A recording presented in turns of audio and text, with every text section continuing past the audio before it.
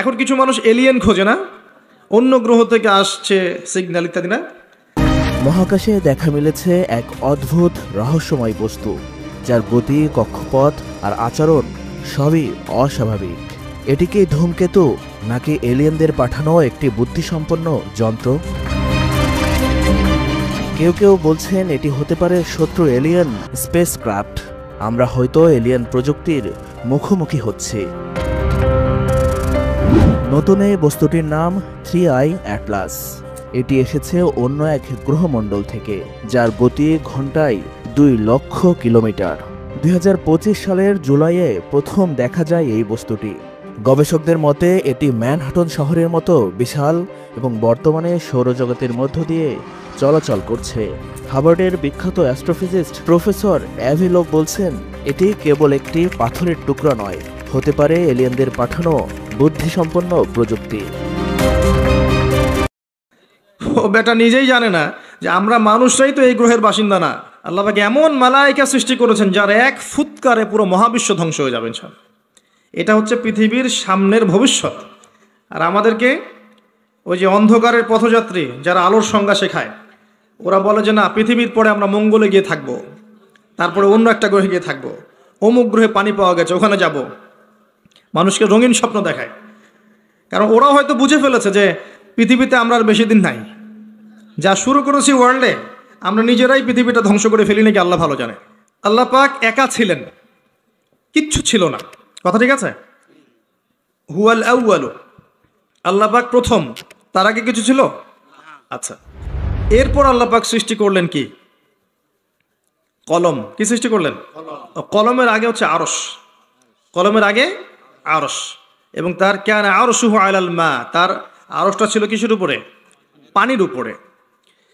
আল্লাহ পাক এরপর সৃষ্টি করেছেন কলম, সৃষ্টি করে বলেছেন উক্তুব, তুমি লিখো। কলম বলেছে মাযা আকতুব, আমি কি লিখব? আল্লাহ বলছেন কিয়ামত পর্যন্ত যা যা হবে সব লিখে ফেলো। লাউহে মাহফুজের মধ্যে পুরো হিস্ট্রির শুরু থেকে শেষ পর্যন্ত কি হবে সব লেখা আছে, একদম টু দ্য পয়েন্ট লেখা আছে। আপনি চাইলেও আপনার তাকদীর এর মৌলিক বিষয়গুলো পরিবর্তন করতে পারবেন না। পারবেন? কার হাতে এটা? আল্লাহর হাতে। এখানে একটা কথা বলি, এখনকার এই যে বিজ্ঞান, যুক্তি, দর্শন, এরা কি তাকদীরে বিশ্বাস করে? করে না। আর তাকদীর হচ্ছে ইমানের 6 পিলারের এক পিলার। কেউ যদি তাকদীরে বিশ্বাস না করে সে কি ইমানদার হবে? হবে না। আপনার শিক্ষার মধ্যে কুফরি আছে। শিক্ষা ব্যবস্থা শিখাচ্ছে যে পরীক্ষা নিরীক্ষা, যুক্তি, দর্শন, বিজ্ঞান দিয়ে কিছু প্রমাণ করতে না পারলে সেটা জ্ঞান নয়, তাই না? এটা শেখাচ্ছে না? তো আল্লাহকে আপনি ল্যাবে প্রমাণ করতে পারছেন না, মালায়েকা ফেরেশতাদেরকে আপনি ল্যাবে প্রমাণ করতে পারছেন না। তারপরে আসমানি কিতাবগুলো আগেরগুলো আপনি দেখেননি, চাক্ষুষ দেখেননি, নবী রসুলদেরকেও দেখেননি, তাই না? পরকালের যে আপনার কবরের আযাব, ইল্লিন, সিজ্জিন, যে মিজান, যে পুলসিরাত, জান্নাত জাহান্নাম দেখেছেন? এগুলোকে ল্যাবে প্রমাণ করতে পারবেন? এই যে তাকদীর, ভাগ্য, ল্যাবরেটরিতে বসে প্রমাণ করা যাবে? তো তাদের মতে পরীক্ষা নিরীক্ষা, পর্যবেক্ষণের মাধ্যমে প্রমাণ না করতে পারলে সেটার গ্রহণযোগ্যতা নেই। আমাদের ইমানের যে মূলনীতি, এগুলো আল্লাহ, কিতাব, আসমানি কিতাব, রসুলগণ, পরকাল, মালায়েকা, এই যে 6টা পিলার তাকদীর, প্রত্যেকটাই কিন্তু গায়েবে বিশ্বাস, অদৃশ্যে বিশ্বাস। দেখি নাই আল্লাহকে, বিশ্বাস করি, করি না? আর মালায়েকা দেখি নাই, বিশ্বাস করি না? জিনকে দেখেছেন? বিশ্বাস করেন না? রূহ বা আত্মাকে দেখেছেন? বিশ্বাস করেন না? কবরের আযাব, জান্নাত জাহান্নাম, মিজান, পুলসিরাত, এগুলো বিশ্বাস করেন না? এগুলো যেগুলো আমরা বিশ্বাস করি সেগুলো সব গায়েব না, অদৃশ্য নয়? আলিফ লাম মিম যালিকাল কিতাব লা রাইবা ফি হুদাল লিল মুত্তাকিন আল্লাযীনা ইউমিনুনা বিল গায়ব। এই যে যারা গায়েবের প্রতি বিশ্বাস করে তারাই তো মুত্তাকি, তাই নয় কি? আর এই বইটা মুত্তাকিদের জন্য। তো মুত্তাকি হতে হলে, ইমানদার হতে হলে আমাকে গায়েবে বিশ্বাস করতে হচ্ছে। আর তারা বলছে গায়েবে বিশ্বাস করলে আপনি মৌলবাদী। কথা বুঝতে পারছেন এবার? যেহেতু এগুলো মৌলিক বিষয়, ফান্ডামেন্টাল বিষয়, যেগুলো আপনি পরীক্ষা নিরীক্ষা, যুক্তি, দর্শন দিয়ে প্রমাণ করতে পারছেন না, তারপরেও বিশ্বাস করছেন, তাহলে আপনি একজন মৌলবাদী তাদের মতে। এই হলো একটা সংজ্ঞা ওদের। আর আমরা বলছি যে আমরা যতক্ষণ পর্যন্ত এই 6টা পিলারে বিশ্বাস করছি না ততক্ষণ মুমিনই হতে পারছি না, মুসলিমও হতে পারছি না। মুত্তাকি, মুহসিন হওয়া তো অনেক দূরের কথা। তাই একজন ফান্ডামেন্টালিস্ট না হলে আমি পরিপূর্ণ মুসলিমই হতে পারবো না। তাই প্রত্যেকটা মুসলিমকে মৌলবাদী হতেই হচ্ছে, তাই নয় কি? তো এই শব্দটা ভালো না খারাপ? ভালো শব্দ, ভালো শব্দ অবশ্যই। কারণ ফান্ডামেন্টাল বিষয়গুলোতে বিশ্বাস না করলে আমি তো মুসলিমই হতে পারবো না। তাদের বিষয়গুলো একটা সমস্যায় ভোগে, সেটা হচ্ছে যে জ্ঞান আল্লাহর পক্ষ থেকে এসেছে এটা তারা বিশ্বাস করতে চায় না। জ্ঞান যে আল্লাহর পক্ষ থেকে এসেছে এটা তারা বিশ্বাস করতে চায় না। আমরা কোরআনে দেখছি আল্লাহ পাক বলছেন ওয়াল্লামা আদাম আল আসমাআ কুল্লাহা, আল্লাহ পাক আদম আলাইহিস সালামকে সমস্ত নাম শিক্ষা দিয়েছেন। আদম আলাইহিস সালাম জানতেন না, জানতেন না। ওয়াল্লামাল ইনসানা মা লাম ইয়ালাম, মানুষকে সেই জ্ঞান শিক্ষা দিয়েছেন যা মানুষ জানতো না। আদম তুমি বলে দাও নামগুলো কি, তিনি বলে দিলেন। মালায়েকাদেরকে বললেন বলো নামগুলো কি, তিনি বলতে পারলেন না, তারা বলতে পারলেন না। লা ইলমা লানা ইল্লা মা আল্লামতানা, আমাদের সেই জ্ঞান নাই, যতটুকু আপনি শিখিয়েছেন অতটুকু জানি। তার মানে বুঝতে পারলাম জ্ঞান কার কাছ থেকে আসে? আল্লাহর কাছ থেকে। সূরা কাহফ পড়েন 29 নম্বর আয়াতে আল্লাহ পাক বলেছেন ওয়াকুলিল হাক্কু মির রাব্বিকুম, হক সত্য মিথ্যার মানদণ্ড কার পক্ষ থেকে আসে? ফালা তাকুনান্না মিনাল মুমতারিন, সূরা বাকারায় আছে, সন্দেহবাদীদের অন্তর্ভুক্ত হয়ো না। আল হাক্কু মির রাব্বিক। তো আমাদের সংজ্ঞা হচ্ছে জ্ঞান সত্য মিথ্যার মানদণ্ড, ন্যায় অন্যায়ের মানদণ্ড, ভালো মন্দের মানদণ্ড কার পক্ষ থেকে আসে? আল্লাহর পক্ষ থেকে আসে। এটা অবনত চিত্তে বিনা যুক্তি, বিনা তর্ক, বিনা বিজ্ঞানে মেনে নেওয়ার নামই হচ্ছে ইসলাম। এখানে যুক্তি বিজ্ঞান দর্শন পরের সাবজেক্ট, আগে আত্মসমর্পণ, তার নাম ইসলাম। ইয ক্বালা লাহু রাব্বুহু আসলিম, যখন ইব্রাহিমকে তার রব বলেছিলেন, যখনই বলেছেন আত্মসমর্পণ করো, ক্বালা আসলামতু লিরাব্বিল আলামিন, তিনি সাথে সাথে বলেছেন আমি এই জগৎ সমূহের রবের কাছে আত্মসমর্পণ করলাম। ইব্রাহিম তোমার সন্তান এবং স্ত্রীকে রেখে আসো ওই মরুভূমিতে। ইব্রাহিম আলাইহিস সালাম বললেন না, কি জন্য রেখে আসবো, এটা তো সাইন্টিফিক না, কোন যুক্তিতে কোন দর্শনে রেখে আসবো, ওখানে পানি নাই মানুষ নাই, কি জন্য রেখে আসবো? ওই যে ইবলিস যেমন বলেছিল আমি কেন সেজদা করব, ও তো মাটির আমি তো আগুনের। ইব্রাহিম এটা বলেছেন? ইয ক্বালা লাহু রাব্বুহু আসলিম, আত্মসমর্পণ করো, বলেছেন আসলাম, তো আমি আত্মসমর্পণ করলাম, এর নাম ইসলাম। আমি কি ইসলাম বোঝাতে পারছি ভাই? হ্যাঁ। এরপরে আসেন ইসলামের প্রত্যেকটা বিষয় আপনি এগুলো দিয়ে প্রমাণ করতে পারবেন, কিন্তু সেই জ্ঞান আপনার থাকতে হবে, ওই যুক্তি, ওই বিজ্ঞান, ওই দর্শনের জ্ঞান আপনার থাকতে হবে। কিন্তু ওই সব মানুষকে আল্লাহ পাক সেই জ্ঞান দেননি, সব মানুষকে আল্লাহ পাক সেই জ্ঞান দেননি। প্রত্যেকটা বিষয়, ইসলামের প্রতিটা বিষয়, রূহ, আপনার যে কবরের আযাব, জান্নাত জাহান্নাম, মিজান পুলসিরাত, সব কিছুই জ্ঞানের আওতায় আনা সম্ভব, কিন্তু আল্লাহ পাক সেই জ্ঞান মানুষকে দেননি পৃথিবীতে। দিলে তো আর পরীক্ষা থাকতো না। কি জন্য এসেছেন এখানে? পরীক্ষা। মানে সব যদি চোখে দেখেন, আল্লাহকে চোখে দেখছেন, কে না নামাজ পড়বে, তাই না? এমন কেউ আছে নামাজ পড়তো না? এটাই তো পরীক্ষা, আল্লাহকে দেখবেন না তারপরেও আপনাকে নামাজ পড়তে হবে। কবর তো দেখেননি আযাব কেমন হয়, তারপরে ভয় রাখতে হবে, হ্যাঁ কবরের আযাব আছে। মিজান দেখিনি, পুলসিরাত দেখি নাই, পুলসিরাত পার হতে হবে, ভয় রাখতে হবে। দেখলে তো অবশ্যই আমল করতেন। লিনাবলুয়াকুম আইয়ুকুম আহসানু আমালা, এই জন্যই তো সৃষ্টি করেছেন আল্লাহ পাক। তো এটাই হচ্ছে টেস্ট, যেটা ওই পশ্চিমা দর্শন এবং ওদের অনুসারীরা বুঝতে পারে নাই। এখানে ইসলামের মূলনীতি হচ্ছে এই যে আমরা গায়েবে বিশ্বাস করি, না করা পর্যন্ত আমরা মুসলিম হতে পারছি না। আল্লাহ পাক এবার আদম এবং হাওয়া আলাইহিস সালামকে সৃষ্টি করে জান্নাতে রেখে পরীক্ষা নিয়ে দুনিয়াতে পাঠিয়েছেন। দুনিয়াতে পাঠিয়ে আল্লাহ পাক একটা মূলনীতি দিয়েছেন, এটা ভালো করে বোঝেন। আল্লাহ পাক মূলনীতি দিয়ে পাঠিয়েছেন। সূরা বাকারা আয়াত নাম্বার 38-39, কুল নাহবিতু মিনহা জামিআ, আল্লাহ পাক বলছেন তোমরা এখন পৃথিবীতে নেমে যাও। কে কে নেমে যাবে? আদম, হাওয়া আলাইহিস সালাম, ইবলিস, তোমরা নেমে যাও। ফাইম্মা ইয়াতিয়ান্নাকুম মিন্নি হুদান, তোমাদের কাছে আমার পক্ষ থেকে হেদায়েত আসবে, মানে প্রত্যেক যুগে যুগে আমার পক্ষ থেকে হেদায়েত, মানে আসমানি কিতাব, নবী রাসূলগণ আসবে। ফামান তাবিআ হুদায়া, যারা আমার হেদায়েতকে মেনে চলবে, ফালা খাউফুন আলাইহিম ওয়ালা হুম ইয়াহজানুন, তাদের কোনো ভয় নাই, কোনো দুশ্চিন্তাও নাই। এই দুনিয়ার জীবনে হায়াত দেওয়া হবে 100, 200, 300, 500, 1000 বছর। আগে তো ছিল 1000 বছর, এখন না হয় আমাদের 100-র কম গড়াইও আর কি। তো এই সময়টুকুতে তোমাদের কাছে হেদায়েত আসবে, আসমানি কিতাব আসবে, নবী রসুলগণ আসবেন। যদি নবী রসুল না থাকেন, ওলামায়ে কেরামের মুখ থেকে হক শুনবে, আল্লাহ কিতাব থাকবে, হেদায়েত পৌঁছে যাবে। এরপর ফামান তাবিআ হুদায়া, যারা আমার হেদায়েতকে মেনে চলবে, ফালা খাউফুন আলাইহিম ওয়ালা হুম ইয়াহজানুন, কোনো টেনশন নাই, কোনো দুশ্চিন্তা নাই, আবার সেই জান্নাতে ফিরে আসবে ইনশাআল্লাহ যেখান থেকে চলে গেছো। ঠিক আছে? এখানে একটা কথা মনে পড়লো, বলে দিই। এখন কিছু মানুষ এলিয়েন খোঁজে না, অন্য গ্রহ থেকে আসছে সিগন্যাল ইত্যাদি না। ও বেটা নিজেই জানে না যে আমরা মানুষরাই তো এই গ্রহের বাসিন্দা না, তাই না? আমরা তো এই গ্রহের বাসিন্দা ছিলাম না, ছিলাম। আমাদের পিতা ছিলেন, মা ছিলেন জান্নাতে, অন্য জায়গা থেকে আমরা এই পৃথিবীতে এসেছি, তাই নয় কি? আর ওদের ফিলোসফি হচ্ছে মানুষ বাদর থেকে হয়েছে, নাউজুবিল্লাহ। হ্যাঁ, তারা হতে পারে বাদর থেকে মানুষ, আমরা হইনি। বরং কোরআনে আল্লাহ পাক উল্টা কথা বলেছেন, সূরা আরাফের মধ্যে সম্ভবত আছে। ওই যে শনিবারের ঘটনা, শনিবারে মাছ ধরার ঘটনা মনে আছে? শনিবারে আল্লাহ পাক মাছ ধরতে নিষেধ করলেন, কিছু মানুষ মাছ ধরলো না, কিন্তু টেকনিক খাটালো, মাছগুলোকে আটকে রাখলো। এই অপরাধের কারণে আল্লাহ পাক কি করেছেন? ওদেরকে বানর বানিয়ে দিয়েছেন। তাহলে মানুষ থেকে বানর হয়েছে প্রমাণ আছে, বাদর থেকে মানুষের কোনো প্রমাণ নাই। এখনকার ডারউইনের তত্ত্ব আপনারা হজম করছেন, লিখছেন পরীক্ষার খাতায়, মাশাআল্লাহ। এগুলো কুফরি মতবাদ। কি মতবাদ? যখন আপনি এটা বিশ্বাস করছেন, তাহলে আপনি আদম আলাইহিস সালামের অস্তিত্বকে অস্বীকার করছেন, তাই নয় কি? যদি আপনি বিশ্বাস করেন যে আসলে এই বাদর থেকে মানুষ হয়েছে, তাহলে আদম আলাইহিস সালাম কি, তাকে কি আল্লাহ কি থেকে সৃষ্টি করেছেন? অন্য কোনো প্রাণী থেকে? কখনোই না। তাকে আল্লাহ পাক নিজের হাতে আল্লাহ পাক মাটি থেকে, কাদামাটি থেকে সৃষ্টি করেছেন। আল্লাহ পাক বলেননি মিনহা খালাকনাকুম ওয়া ফিহা নুঈদুকুম, বলেননি ওয়া মিনহা নুখরিজুকুম তারাতান উখরা, তোমাদেরকে এই মাটি থেকে সৃষ্টি করেছি, আবার সেখানেই ফিরিয়ে নিব, এখান থেকে আবার পুনরুত্থিত করব, তাই না? যেভাবে প্রথমবার করেছিলাম। তো খেয়াল রাখবেন, পড়াশোনা করতে গিয়ে যেন কুফরি না হয়ে যায়।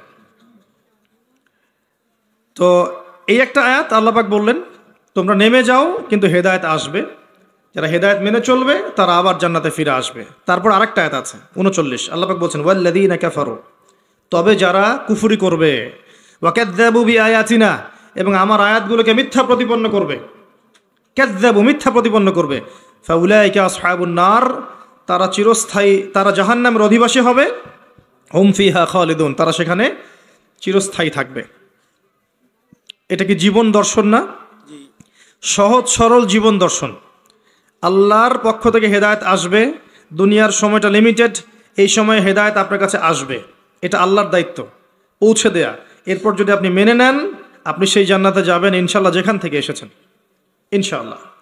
আর যদি আপনি না মানেন, অস্বীকার করেন, মিথ্যা প্রতিপন্ন করেন, তাহলে ওই ইবলিসের সাথেই, অহংকারী ইবলিসের সাথেই চিরস্থায়ী জাহান্নামে যেতে হবে। আমরা এখন কি চাই সেটা আমাদেরকে সিদ্ধান্ত নিতে হবে, তাই নয় কি? আল্লাহ পাক কি জোর করবেন? আল্লাহ পাক জোর করবেন না।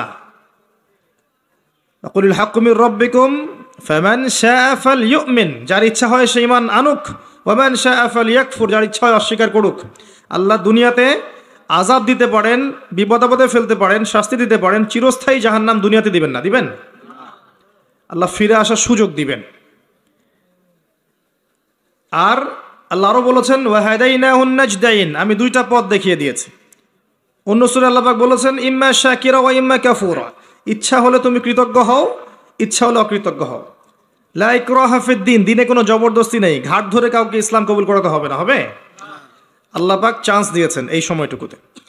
এবার আসেন যে প্রত্যেক যুগে যুগে আল্লাহ পাক কি তার পক্ষ থেকে নবী রাসূল পাঠাননি? আসমানি কিতাব পাঠান নাই?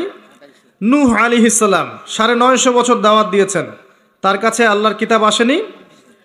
950 বছর দাওয়াত দেওয়ার পরে কিছু মানুষ ইসলাম কবুল করেছে, কিছু বেশিরভাগ মানুষই করে নাই। যে বেশিরভাগ মানুষ করেনি, আল্লাহ পাক তাদেরকে ডুবিয়ে দিয়েছেন না? আর নূহ আলাইহিস সালামকে এবং তার সঙ্গী সাথী সহ নাজাত দিয়েছেন, উদ্ধার করেছেন, করেননি? একই সুন্নাহ।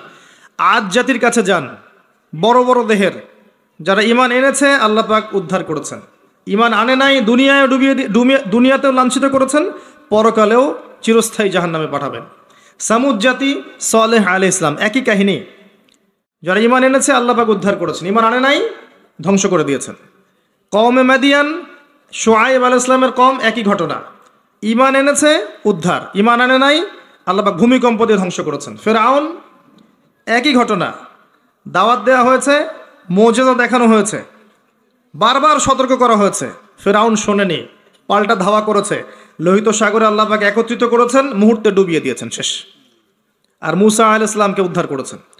একটা কথা এখানে বলি, আল্লাহ পাক যেভাবে লোহিত সাগরে মুসা আলাইহিস সালামের বিপক্ষে এই যে ফেরাউন এবং তার অনুসারীদেরকে একত্রিত করেছিলেন এবং একত্রিত করে আল্লাহ পাক সদল বলে ডুবিয়ে দিয়েছেন, ঠিক একই সুন্নাহ আল্লাহ পাক আবারও ভবিষ্যতে করবেন আরেকবার ইনশাআল্লাহ। হতাশ হবেন না, কষ্ট নেবেন না। বিষয়টা হচ্ছে যে আমরা আমাদের ঘুমন্ত অবস্থার কারণে এই পরিস্থিতি সৃষ্টি হয়েছে। আমাদের ইমানের কমতির কারণে আমরা যে কোরআন সুন্নাহ থেকে দূরে সরে গেছি, আমল আকীদা আখলাক খারাপ হয়ে গেছে, হারামখোর হয়ে গেছি, জেনা, সুদ, ঘুষ, ব্যভিচার, পর্নোগ্রাফি যাবতীয় বিষয়ে আসক্ত হয়ে গেছি।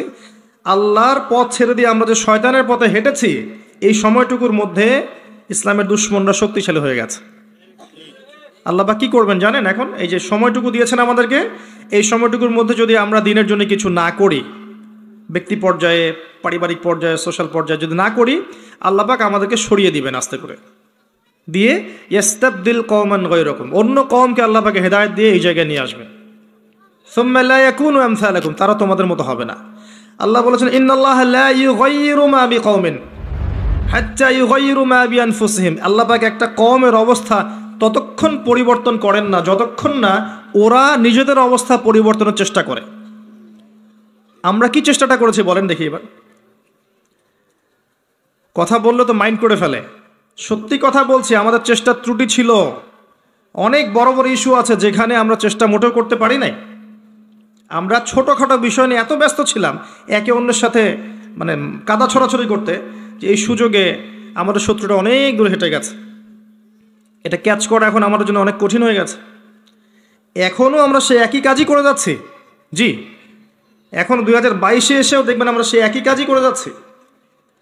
আর যারা চেষ্টা করেছিলেন সত্যিকার অর্থেই, তাদেরকে আমরা দিন দিন হারিয়ে ফেলেছি, তাদেরকে আমরা ডে বাই ডে হারিয়ে ফেলেছি। আল্লাহ পাক যেন নতুন প্রজন্ম সৃষ্টি করেন। আল্লাহ যাকে পছন্দ করেন আল্লাহ পাক যেন তাকে কবুল করেন। আল্লাহ যার মধ্যে খুলুসিয়াত দেখেন, সামর্থ্য দেখেন, যোগ্যতা দেখেন, ঈমান দেখেন, তাকওয়া দেখেন, আল্লাহ পাক তাকেই যেন কবুল করেন। এবং তাদেরকে দিয়ে আল্লাহ পাক এমন একটা রেভলিউশন ক্রিয়েট করেন যাতে আগামী দিনগুলোতে মুসলিমরা অধঃপতনের হাত থেকে রক্ষা পায় এবং কোরআন এবং হাদিসকে হাতে নিয়ে এই জালেম সভ্যতাকে চ্যালেঞ্জ করতে পারে এবং আল্লাহর জমিন, আল্লাহর দিনের যে নূর, যে রব, আল্লাহর দিনের যে ফ্লেভার, যে আধ্যাত্মিকত্ব, যে পতাকার রং, এটা যেন আল্লাহ পাক প্রতিষ্ঠা করতে পারে, তৌফিক দান করেন, আমিন। তো আমি বুঝাচ্ছিলাম যে প্রত্যেক যুগে একই সুন্নাহ। মুসা আলাইহিস সালাম এটা বুঝলেন। আসেন তারপরে আমাদের নবী মুহাম্মদ সাল্লাল্লাহু আলাইহি ওয়াসাল্লামের কাছে আসেন। এখান থেকে শেষ করছি আলোচনার দিকে আমি। মুহাম্মদ সাল্লাল্লাহু আলাইহি ওয়াসাল্লামের সময়ে আবু জেহেল, আবু লাহাব, উতবা, শাইবা, রাবিআ এরা ছিল না? কুরাইশ। মুহাম্মদ সাল্লাল্লাহু আলাইহি ওয়াসাল্লামকে বাধা পেতে হয়েছে প্রথমত নিজেদের লোক থেকেই, তাই না? নিজের ঘর, নিজের চাচা, নিজের বংশ। এটাই সুন্নাত ভাই, যে কবুলিয়াত যারা পাবে ওদেরকে ঘর থেকেই বাধা দেয়া হয়। বিরোধী শক্তিরা পরে। আমরা কিন্তু দরুদে পড়ি আল্লাহুম্মা সাল্লি আলা মুহাম্মদ ওয়া আলা আলি মুহাম্মদ কামা সাল্লাইতা আলা ইব্রাহিম। কখনো কি চিন্তা করেছেন যে অন্য নবীদের নাম বাদ দিয়ে এখানে ইব্রাহিমের নাম কেন? ভেবেছেন কখনো? একটু দুইজনের জীবনী পড়ে দেখবেন, দুইজনের জীবনীর মধ্যে অনেক মিল আছে। এমনকি আমাদের নবীজি বলেছেন সাল্লাল্লাহু আলাইহি ওয়াসাল্লাম, মেরাজের রাতে আমি যখন আল্লাহর সাথে দিদার সাক্ষাতে গিয়েছিলাম তখন আমি দেখেছি ইব্রাহিম আলাইহিস সালামকে এবং আমার চেহারা ঠিক তার মতোই, তার চেহারা আমার মতোই, মানে চেহারাতেও মিল আছে। ইসলামের ছেলে ইসমাইল আলাইহিস সালামের বংশ হচ্ছে আমাদের নবী মুহাম্মদ সাল্লাল্লাহু আলাইহি ওয়াসাল্লাম। দুজনের জীবনী পড়ে দেখবেন, দুজনের জীবনীর মধ্যে প্রচুর মিল। নবী মুহাম্মদ সাল্লাল্লাহু আলাইহি ওয়াসাল্লামকে পরিবার থেকে বাধা পেতে হয়েছে, ইব্রাহিম আলাইহিস সালামকেও পেতে হয়েছে। নবী সাল্লাল্লাহু আলাইহি ওয়াসাল্লামকে ধর্ম নেতারা বাধা দিয়েছেন, ইব্রাহিম আলাইহিস সালামকেও দিয়েছেন। নবী সাল্লাল্লাহু আলাইহি ওয়াসাল্লামকে সমাজ থেকে তাড়িয়ে দেয়া হয়েছে, ইব্রাহিম আলাইহিস সালামকেও হিজরত করে চলে যেতে হয়েছে। নবী সাল্লাল্লাহু আলাইহি ওয়াসাল্লাম ওই যে মূর্তি ভাঙার মানুষ, তাই না? মক্কা বিজয়ের সময় সব ভেঙে ফেলেছিলেন না? ওয়াকুল জাআল হক ওয়া যাহাকাল বাতিল, এটা পড়ে পড়ে সেই প্রেক্ষাপটে ভেঙেছেন। তারপর তার মানে আপনারা আবার অমুসলিমদের মূর্তি ভাঙতে যায় না, ওইটা সেই প্রেক্ষাপট নয়। তিনি মক্কা বিজয় করেছেন, ইসলামী স্টেট কায়েম করেছেন। ইসলামী স্টেট কায়েম করার পর তিনি তার লিডার আমির হিসেবে তার ডিসিশন তিনি নিতেই পারেন, এটা তার রাইটস আর আছে। এটা এখানে আপনি খাটাতে পারবেন না, কারণ এটা সেকুলার স্টেট। এখানে কোনো অমুসলিমের অধিকার হস্তক্ষেপ করতে পারবেন না, তারা তার মতো ধর্ম পালন করবে।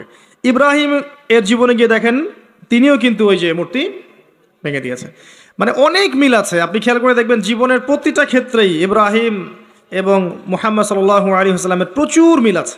হয়তো বা এই কারণে, আল্লাহ ভালো জানেন, হয়তো বা এই কারণে এখানে নামের মধ্যে পাশাপাশি রাখা হয়েছে। আল্লাহু আ'লাম বিস-সাওয়াব, আল্লাহ পাক ভালো জানেন। এটা অন্য একজন আলেমের ব্যাখ্যা, আমি আমার মুখ দিয়ে করলাম। তো নবী মুহাম্মদ সাল্লাল্লাহু আলাইহি ওয়াসাল্লামের জীবনের দিকে তাকান, দেখেন তাকে এই যে আবু জেহেল, আবু লাহাব, উতবা, সাইবা কেউ মেনে নেয়নি। তাকে সমাজে নির্যাতন সহ্য করতে হয়েছে, গালি মন্দ খেতে হয়েছে, হত্যার চেষ্টা করা হয়েছে, দেশ ত্যাগ করে অন্য জায়গায় হিজরত করতে হয়েছে। কিন্তু আল্লাহ রাব্বুল আলামিন তাকে এবং তার অনুসারীদেরকে কিয়ামত পর্যন্ত কিন্তু চিরঞ্জীব করে রেখেছেন, রাখেন নাই? পক্ষান্তরে তার বিরোধিতা যারা করেছিলেন তাদের কাউকে কি আল্লাহ পাক অস্তিত্ব রেখেছেন? একই সুন্নত। আমাদের নবী সাল্লাল্লাহু আলাইহি ওয়াসাল্লাম যেই যুগে বাস করতেন, শোনেন, সেই যুগের মধ্যে শিরক ছিল। কি ছিল? শিরক ছিল, সুদ ছিল, জিনা ছিল, মাদকদ্রব্য ছিল, আপনার নারীর অবমাননা ছিল, গোত্রীয় হানাহানি কাটাকাটি ছিল। আপনি এখনকার এই বিশ্বের দিকে তাকিয়ে দেখবেন হুবাহু সেই বিষয়গুলোই এখনকার বিশ্বের মধ্যেও আছে, হুবাহু সেই বিষয়। পুরো ওয়ার্ল্ড ওয়াইড আপনি শিরক দেখবেন, ওয়ার্ল্ড ওয়াইড আপনি রিবা, সুদ দেখবেন, সারা বিশ্বব্যাপী আপনি মাদক দেখবেন, সারা বিশ্বব্যাপী নারীর অবমাননা দেখবেন, বেহায়াপনা দেখবেন, জিনা দেখবেন, সারা বিশ্বব্যাপী আপনি দেখবেন গোত্রীয় হানাহানি এখন রাষ্ট্রীয় হানাহানিতে রূপ নিয়েছে। একই স্টাইল চলছে। এরকম একটা জায়গায় নবী সাল্লাল্লাহু আলাইহি ওয়াসাল্লামের কাছে এই বইটা নাজিল করা হলো, আল কোরআনুল কারীম। এই কোরআনুল কারীম দিয়ে নবী সাল্লাল্লাহু আলাইহি ওয়াসাল্লাম 23 বছর দাওয়াতি কাজ করলেন। কত বছর? এবার 23 বছর পরের মক্কার দিকে আপনি তাকান, এখানে কোনো শিরক নাই, আছে? কোনো সুদ নাই, মাদক নাই, নারীর কোনো অবমাননা নাই, কোনো অশ্লীলতা নাই, গোত্রীয় হানাহানি কাটাকাটি কিচ্ছু আছে? কিচ্ছু নাই। এই 23 বছর শুধুমাত্র আল কোরআন এবং এর ব্যাখ্যা সুন্নাহ, এই দুইটাকে কাজে লাগিয়ে নবী সাল্লাল্লাহু আলাইহি ওয়াসাল্লাম জাহেলি সমাজকে সোনালী সমাজে পরিণত করলেন। এই এখন আমাকে বলেন, সেই আল্লাহ কি এখন নাই? সেই কিতাব নাই? সেই নবীর সুন্নাহ নেই? তাহলে আজকেও কি সম্ভব ছিল না জাহিলিয়াত দূর করে আলো জ্বালানো? সম্ভব ছিল না? ছিল। কিছু কাজ করতে হতো বা করতে হবে, বলে দেব কি কি? আল্লাহ আমাকে তৌফিক দান করুন, আপনাদের সবাইকেও করার তৌফিক দান করুন। দুইটার দিক বলছি। এক নাম্বার দিক হচ্ছে জ্ঞান অর্জন করতে হবে, জ্ঞান অনুযায়ী আমল করতে হবে, পারিবারিক আদর্শটা ধরে রাখতে হবে, আপনার হালাল রিজিকের ব্যবস্থা করতে হবে, আপনাকে দিনের জন্য নিজের জান মাল, সময়, শ্রম, প্রতিভা দিয়ে দিনের খেদমতে আঞ্জাম দিতে হবে, উম্মার ঐক্যের জন্য আপনাকে চেষ্টা করতে হবে, অর্থনৈতিকভাবে স্বাবলম্বী হতে হবে এবং এমনভাবে ইসলামের দাওয়াত দিয়ে উম্মাকে, দেশকে, জাতিকে, রাষ্ট্রকে ভালো কিছু দিতে হবে যেন আমরা মধ্যম পন্থায় ইসলামের পতাকা নিয়ে এগিয়ে যেতে পারি। এই কাজগুলো করলে আজও সম্ভব, আলো জ্বালানো আজও সম্ভব। আরেকটা কাজ, এই বইটার হক আদায় করতে হবে, আল কোরআনের হক আদায় করতে হবে, বিশুদ্ধ তিলাওয়াত শিখতে হবে। এক নাম্বার কি? বিশুদ্ধ তিলাওয়াত শিখতে হবে। 2 নাম্বার হচ্ছে এর কিছু অংশ হিফজ করার চেষ্টা করতে হবে। 3 নাম্বার এর অর্থটা বোঝার চেষ্টা করতে হবে। 4 নাম্বার এর আদেশগুলো মেনে চলার চেষ্টা করতে হবে। 5 নাম্বার এর সমস্ত নিষেধ বর্জন করার চেষ্টা করতে হবে। আর 6 নাম্বার এর দাওয়াতটা মানুষের ঘরে ঘরে পৌঁছানোর চেষ্টা করতে হবে। পারা যাবে ইনশাআল্লাহ? তিলাওয়াত কতটুকু সময় লাগতে পারে ভাই তিলাওয়াত শিখতে? 1 মাস, 2 মাস, 3 মাস, সর্বোচ্চ 3 মাস। 3টা মাস আমরা 1 ঘন্টা করে আল্লাহর জন্য উৎসর্গ করতে পারবো না? 3 মাসে 90 দিন, তাই না? দৈনিক যদি 1 ঘন্টা করে দেন তাহলে 30 ঘন্টা হচ্ছে আপনার, 90 ঘন্টা হচ্ছে আপনার। তো 90 ঘন্টায় কয় দিন হয়? 90 ঘন্টায় কয় দিন হয়? 4 দিনের বেশি বা 4 দিনের মতোই নাকি? 4 দিনের কাছাকাছি, 3 দিন প্লাস 4 দিনের কাছাকাছি। 4টা দিন যদি আপনি আল্লাহর জন্য দিয়ে দেন, উৎসর্গ করেন, এই বই আল্লাহর কিতাব আপনি পড়া শিখে যাবেন। আপনি কি রাজি নাই? মাত্র 4টা দিন আপনি উৎসর্গ করেন আল্লাহর জন্যে। একজন ওস্তাদের কাছে যান, একজন কারির কাছে যান, মাদ্রাসার শিক্ষকের কাছে যান। আর আমার পরামর্শ যে কমই মাদ্রাসার ওস্তাদদের সাথে থাকেন, এটা আমার পরামর্শ। তাহলে আপনি ভালো শিখবেন। আরবি ব্যাকরণ থেকে শুরু করে আপনি কোরআন, হাদিস, ফিকহ, অন্যান্য বিষয়গুলো ভালো শিখবেন ইনশাআল্লাহ। গিয়ে আপনি সুন্দর করে কোরআন পড়া শেখেন। পারবেন না ইনশাআল্লাহ ভাই? তিলাওয়াত শিখতে 3 মাস লাগে বলেছি। 3 মাসকে আপনি যদি 90 ঘন্টায় ভাগ করেন, দেখবেন আপনি আপনার জীবনের 4 দিন দিচ্ছেন মাত্র। 4 দিন কোনো আলেমের কাছে যান, মুয়াজ্জিন, ইমাম সাহেব, কওমি মাদ্রাসার শিক্ষক, তার কাছে গিয়ে পড়ে থাকেন, আপনি দেখবেন কোরআন শিখে ফেলেছেন ইনশাআল্লাহ। ডেইলি 1 ঘন্টা করে সময় দেওয়া যাবে না ভাই? যাবে না? 1 ঘন্টা আপনি টেলিভিশন বা ফেসবুক, ইউটিউবিং করে কিন্তু নষ্ট করেন না? 1 ঘন্টার চেয়ে বেশি করেন। আড্ডা মেরে, গল্পগুজব করে, যে দোকানে চায়ের স্টলে বসে আমরা নষ্ট করি না? আমি যদি মারা যাই, এই মানুষগুলোর কেউই আমাকে মনে রাখবে না, যাদের জন্য আপনি এত কিছু করছেন। একটা সময় পর্যন্ত রাখতে পারে, এরপর আস্তে আস্তে মানুষের স্মৃতি থেকে কিন্তু আপনি ভুলে যাবেন। মানুষ কাদেরকে মনে রাখে? যারা পৃথিবীতে ভালো কিছু করে গেছে, এদেরকে মানুষ মনে রাখে, তাই না? কিন্তু আমরা যারা সাধারণ মানুষ, আমাদেরকে কি খুব বেশি মানুষ মনে রাখবে ভাই? রাখবে না। যাদের জন্য আমরা সারা জীবন দিয়ে দিচ্ছি, যে বাড়ি, গাড়ি, টাকা কড়ি, ব্যাংক ব্যালেন্স, এগুলো করছি, দেখা যাবে এগুলো করতে করতে আমাদের হায়াত শেষ। মৌতের 40 দিনের মধ্যে দেখবেন ভুলে গেছে, সম্পত্তি নিয়ে কারাকারি শুরু করে দিয়েছে, করে না?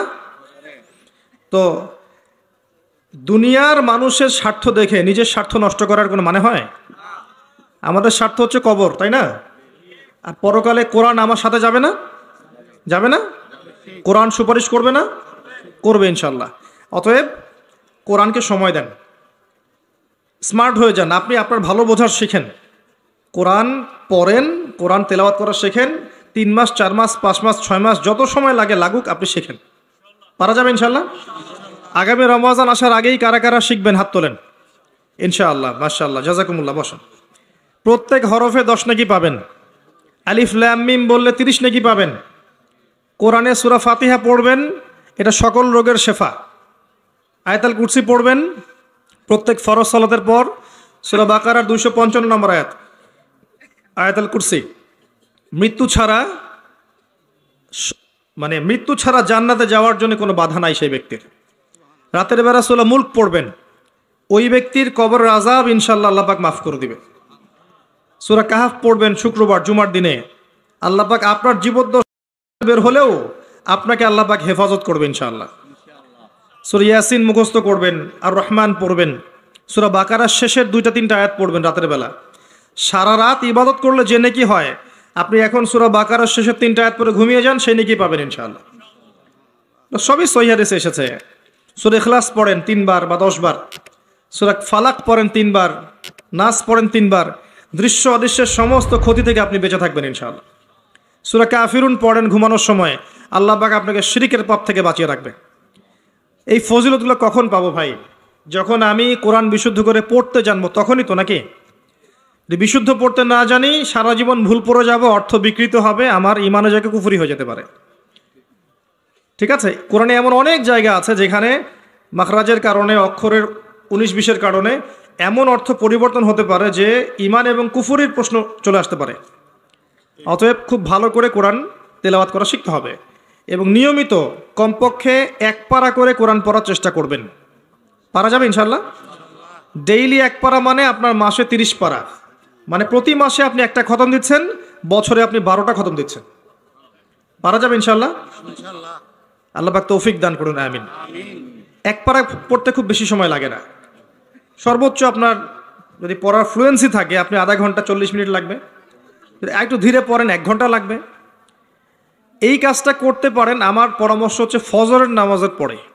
ফজরের নামাজটা পড়া হয়ে গেল, পড়ে আপনি এখন জিকির আজগার করছেন, তাসবিহ তাহলিল করছেন, করতে করতে করতে কোরআনটা নিয়ে বসলেন, বসে 1 পারা পড়ে ফেললেন।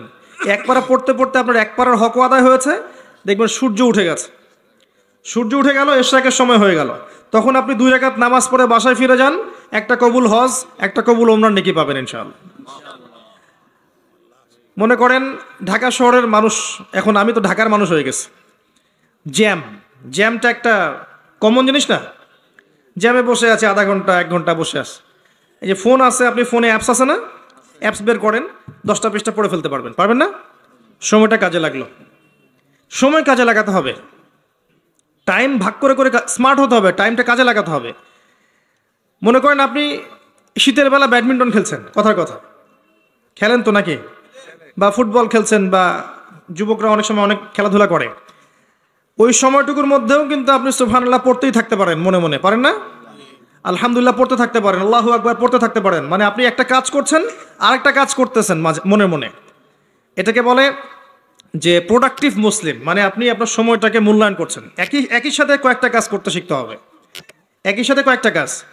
আপনি হাঁটছেন, বাইক চালাতে চালাতে আপনি পড়ছেন লা ইলাহা ইল্লাল্লাহু ওয়াহদাহু লা শারীকা লাহু লাহুল মুলকু ওয়া লাহুল হামদু ওয়া হুয়া আলা কুল্লি শাইইন কাদির, পারা যায় না? ড্রাইভ করছেন, সুবহানাল্লাহ আলহামদুলিল্লাহ লা ইলাহা ইল্লাল্লাহ আল্লাহু আকবার, পড়া যায় না? একটা কাজ করতে গিয়ে আরো অনেকগুলো কাজ করা যায়। এই যে জিকিরের মধ্যে সব সময় আছেন, সব সময় জিকিরের মধ্যে যারা থাকবে, এদের যে কি ফজিলত আছে পরকালে, এটা বোঝানোর মতো ভাষা নাই আমার কাছে। এরা আল্লাহওয়ালা হয়ে যাবে, এবং এদের মুখ থেকে দেখবেন, মৌতের সময় দেখবেন মুখ থেকে লা ইলাহা ইল্লাল্লাহ কালিমা ঠিকই বের হয়ে গেছে ইনশাআল্লাহ। তো একজন সাহাবী এসে জিজ্ঞাসা করেছিলেন, আমাকে একটা আমল বলে দেন ইয়া রাসূলুল্লাহ, আমি একটা আমল ধরে রাখবো। তিনি বললেন, তোমার জিহবাকে সবসময় আল্লাহর জিকিরে সিক্ত করে রাখো। তো একটা কাজ করতে গিয়ে অনেক জিকির করা যায়, আমি এটা বলতে গিয়ে আসলাম সময়কে কাজে লাগান। এক পারা করে পড়া সম্ভব প্রতিদিন? সম্ভব না? আল্লাহ পাক সবাইকে তৌফিক দান করুন, সবার আগে আমাকে তৌফিক দান করুন, আমিন।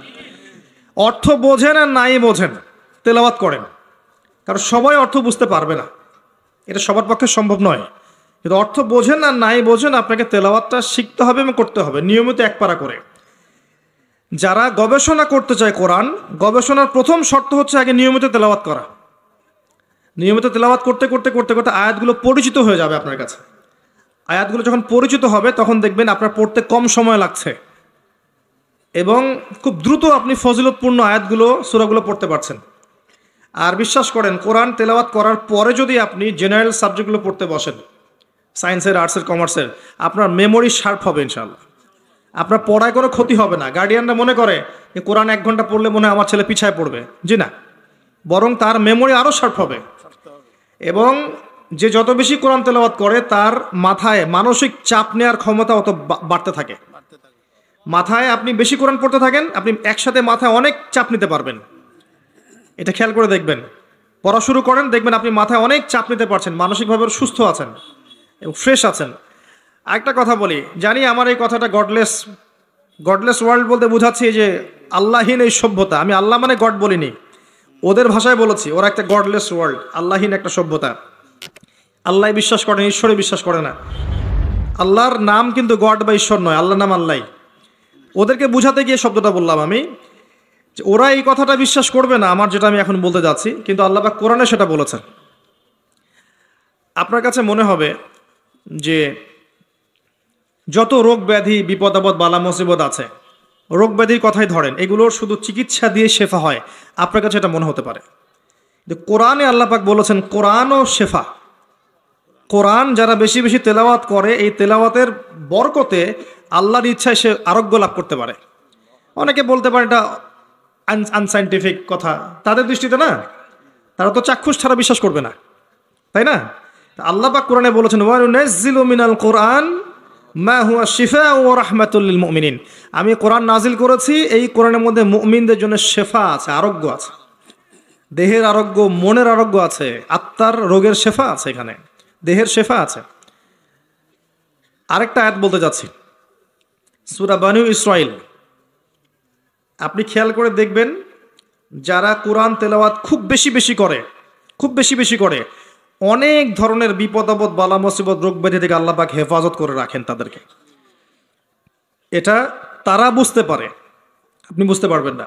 আল্লাহ সূরা বানি ইসরাইলের মধ্যে বলেছেন, আল্লাহ বলেছেন যে ওয়াইদা ক্বরাতাল কোরআন, হে নবী যখন তুমি কোরআন তেলাওয়াত করবে বা করো, জাআলনা বাইনাকা ওয়া বাইনাল্লাযীনা লা ইউমিনুনা বিল আখিরাহ হিজাবাম মাসতুরা। যখন তুমি কোরআন পড়বে নিয়মিত আপনি কোরআন পড়বেন, কোরআনের সাথে থাকবেন, তখন হে নবী আপনার মাঝে এবং তাদের মাঝে যারা আল্লাহ বিশ্বাস করে না, পরকালে বিশ্বাস করে না, ওই যে গডলেস ওয়ার্ল্ড, ওদের মাঝে আমি একটা অদৃশ্য নিরাপত্তার পর্দা বসিয়ে দিব, ওখান থেকে কোনো ক্ষতি আপনার কাছে আসতে পারবে না। এটা কোরআনের আয়াত। এবার শোনেন, ওয়ার্ল্ডের যত ফিতনা, যত ফাসাদগুলো আছে, এর শেকড় হচ্ছে ওই সভ্যতাগুলো থেকে আসছে, ওই দিক থেকে আসছে। গ্লোবাল মাদক কোত্থেকে আসছে? সারা ইউনিভার্সাল সুদ, রিবা কোত্থেকে আসছে? ইউনিভার্সাল শিরিক কোত্থেকে আসছে? আল্লাহর এই কোরআনের লজ ফান্ডামেন্টাল সব বাদ দিয়ে সব মানব রচিত কোত্থেকে আসছে? ওই দিক থেকেই সব এদিকে সাপ্লাই করা হয়েছে। যখন আপনি কোরআন পড়বেন, আমি ওই সভ্যতা যারা আল্লাহ এবং তার পরকালে বিশ্বাস করে না, আপনার এবং তাদের মাঝে একটা পর্দা বসিয়ে দিব, ওখান থেকে কোনো ক্ষতি আপনাকে স্পর্শ করতে পারবে না। বলে দেই, যত ভাইরাসগুলো আছে না, ওখান থেকেই এসেছে, ওদিক থেকে আসছে না। কোরআন বেশি বেশি পড়েন, আল্লাহ পাক আপনাকে ভাইরাস থেকে বাঁচাবে ইনশাআল্লাহ। স্বাস্থ্যবিধি অবশ্যই মেনে চলবেন, আমি কখনো বলিনি এটা মানবেন না, অবশ্যই মেনে চলেন, মাস্ক পরেন, স্যানিটাইজার ইউজ করেন, আপনি ভ্যাকসিন নিচ্ছেন, হোয়াট এভার আপনি যা করছেন করেন, কোরআন ছাড়বেন না। কোরআন আগে, আল্লাহ বলেছেন কোরআন এগুলো থেকে আপনাকে বাঁচাবে ইনশাল্লাহ। আপনি সচেতন থাকবেন, সুস্থ থাকবেন, পরিষ্কার পরিচ্ছন্ন থাকবেন, সব ঠিক আছে, কোরআনকে সময় দিবেন, এই দুইটা মিলে দেখবেন আপনি প্রোটেক্টেড ইনশাল্লাহ। কারণ আমাদেরকে বিশ্বাসও করতে হবে, কাজও করতে হবে, তাই না? বিশ্বাসটা আমাদের কোরআন, আর আমাদের প্রোটেকশনটা এটা। প্রোটেকশন নিব, যুদ্ধ করতে গেছি, ঢাল তলোয়ার লাগবে না, খালি হাতে চলে যাবে নাকি? ঢাল তলোয়ার হচ্ছে আমার কোরআন, আর আপনি প্রোটেকশন নিয়েছেন, ঠিক আছে, দুটোই ঠিক আছে, কিন্তু কোরআনকে ছেড়ে দিয়ে নয়। যারা কোরআনকে বাদ দিয়ে শুধু বস্তুবাদিতার দিকে ধাবিত করতে চায়, এরা এক প্রকার অন্ধ জাতি, এদের ভিতরে কোনো ইন্টারনাল লাইট নেই। তো কোরআন বেশি করে তেলাওয়াত করেন, দিনে এক পারা তেলাওয়াত করার চেষ্টা করেন, আল্লাহ পাক তৌফিক ইনায়াত করুন, আমিন। এইটা প্রথম কাজ ছিল, নবী সাল্লাল্লাহু আলাইহি ওয়াসাল্লাম সাহাবায়ে কেরামদেরকে শিখিয়েছেন। এরপরে হিফজ করবেন কিছু অংশ, কিছু অংশ হিফজ করেন। আপনি চাইলে 30 পারা হিফজ করতে পারেন, যদি না কুলায় 1 পারা, 2 পারা, 3 পারা, 5 পারা আপনি চেষ্টা করেন। আপনার ছেলে মেয়েদেরকে হিফজখানায় পাঠান, হাফেজ বানান। তবে একটা কথা, এমন যেন না হয় যে তারা তাদের পুরো জীবনে শুধু কোরআন মুখস্থ করেই থেমে গেছে, সামনে কোরআনের অর্থটা বুঝতে পারে নাই, এমনটা যেন না হয়। কারণ শুধুমাত্র এইটুকু মুখস্থ করে যদি সে সারা জীবন কাটিয়ে দেয়, তাহলে নিঃসন্দেহে কোরআনের হকটা কিন্তু আদায় হয়নি। অর্থ কিন্তু বোঝা উচিত ছিল, ছিল না? তো তাদেরকে হিফজ করান, হাফেজ বানান। আমি কখনো বলিনি যে এই বাচ্চাদেরকে হিফজ করানো যাবে না বা হিফজখানাতেই অর্থ শেখাতে হবে, কথাটাকে ঘুরিয়ে একটা অর্থ নিয়েছে। ওই যে বললাম, আমি যেমন আমার স্বামীও তেমন, তো নিয়েছে যে হ্যাঁ, তাহলে তার স্বামীও স্ত্রী, তার স্বামীও একজন মহিলা, আমি যেমন আমার স্বামীও তেমন। হিফজ করবে সে, হিফজ করবে, হিফজ করার বয়সে সে হিফজ করবে। এরপর যখন সে ম্যাচিউরড হবে, সে অ্যারাবিক ল্যাঙ্গুয়েজ শিখবে, আরও বড় ক্লাসে যাবে, আরও বড় বড় কিতাব শিখবে, একটা পর্যায়ে কোরআনের তাফসীরগুলো পড়বে। সে যেন তার পুরো এই মাদ্রাসা সিলেবাসে কোরআনের অর্থটা বুঝে বের হয়ে যায়। এমন যেন না হয় যে সারাটা জীবন চলে গেল শুধু হিফজ করেই সে বসে আছে। আমি এটা বুঝাতে চেয়েছি যে শুধুমাত্র হিফজ করেই যেন সে ক্ষান্ত না হয়, সে যেন আরও পরবর্তীতে পড়াশোনাগুলো করতে পারে। এই কথার উদ্দেশ্য এটা ছিল না যে আপনার হিফজ করা খারাপ, হিফজ করা যাবে না, বা হিফজ করলে আপনি ঝরে পড়ছেন, পিছিয়ে পড়ছেন, এরকম কথা কখনো বলা হয়নি। আমি তো নিজেও আগে হিফজ করেছি। আল্লাহ পাক যতটুকু করার তৌফিক দিয়েছেন, 30 পারা না হলে প্রথমে আমি হিফজ করেছি, তারপরে অ্যারাবিক ল্যাঙ্গুয়েজ শিখেছি, তারপর ব্যাকরণ শিখেছি, এরপরে মাদ্রাসা কিতাব পড়েছি। এটাই তো সিস্টেম। কিন্তু আপনি যদি শুধু হিফজ করে ছেড়ে দেন এবং একটা মসজিদে তারাবি পড়াচ্ছেন, আপনি পড়াশোনাটা বাড়ালেন না, অ্যারাবিক ল্যাঙ্গুয়েজ শিখলেন না, আরবি গ্রামার শিখলেন না, কোরআনের তাফসীর শিখলেন না, এই পড়া কি যথেষ্ট হলো? আর সামান্য ইস্যু পেলেই ইস্যু পাগল না হয়ে আমাদেরকে বাস্তববাদী হওয়ার তৌফিক দান করুন, এবং আপসে কাদা ছোড়াছড়ি মনোভাব ত্যাগ করার তৌফিক দান করুন, আমিন। হিফজ করেন। হিফজ করলে একটা ফজিলত আছে যে হাফেজে কোরআনদেরকে আল্লাহ রাব্বুল আলামিন বলবেন, ইকরা ওয়ারতাক, তুমি পড়ো এবং উঠতে থাকো, কোরআন পড়ো এবং তোমার মর্যাদা উঠতে থাকো, যেখানে তোমার পড়া শেষ হবে সেখানে তোমার জান্নাতের স্থায়িত্ব হবে। এবং হাফেজে কোরআনদের পিতা মাতাদেরকে আল্লাহ পাক নূরের তাজ পরাবেন, নূরের তাজ। আর যে ব্যক্তি হিফজ করেছে তার তো আর প্রশ্নই ওঠে না। নবী সাল্লাল্লাহু আলাইহি ওয়াসাল্লাম সাহাবায়ে কেরাম শুধুমাত্র তোতা পাখির মতো মুখস্থ করতেন না, বরং তার উপর তারা আমল করতেন, এটা বুঝতেন, এটা প্রচার প্রসার করতেন। এটা বোঝাতে চেয়েছি। যদি আমি শুধু এতটুকুতে সীমাবদ্ধ থাকি তাহলে বাকি কাজগুলো আমি করতে পারবো না। এটাই ছিল উদ্দেশ্য। আল্লাহ পাক উদ্দেশ্যটা বোঝার তৌফিক এনায়েত করুন। আমিন। এরপর আপনি অবশ্যই আরবি ভাষায় যাবেন। কোরআন হিফজ করেছেন, অ্যারাবিক ল্যাঙ্গুয়েজটা শেখেন। এসো আরবি শিখি, মিজান মুন সাহেব থেকে শুরু করে নাহু সরফের বইগুলো পড়বেন এবং অবশ্যই কওমি মাদ্রাসার সাথে সম্পৃক্ত রাখে পড়বেন। এটা আমার পরামর্শ। যে মাদ্রাসাতেই অ্যারাবিক ভালো পড়ানো হয় সেখানেই যান। তবে কওমি মাদ্রাসার যে কাঠামোটা আছে দীর্ঘদিন থেকে বাংলাদেশে প্রতিষ্ঠিত, এই প্যাটার্নটা অনেক বেশি ডেভেলপড এবং অনেক বেশি অ্যারাবিকের ক্ষেত্রে মানে প্রোগ্রেসিভ, তারা এগিয়ে গেছে অনেক। তো এই জায়গায় আপনি যদি সময় দেন, 5 বছর 4 বছর সময় দেন, আপনি আরবি ভালো শিখবেন ইনশাআল্লাহ।